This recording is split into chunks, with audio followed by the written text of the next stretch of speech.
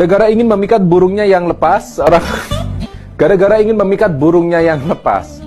Gara-gara ingin memikat burungnya yang istilahnya diganti. Gara-gara ingin memikat burungnya yang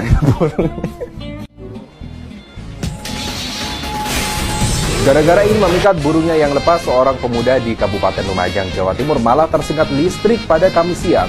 Beruntung korban hanya pingsan dan harus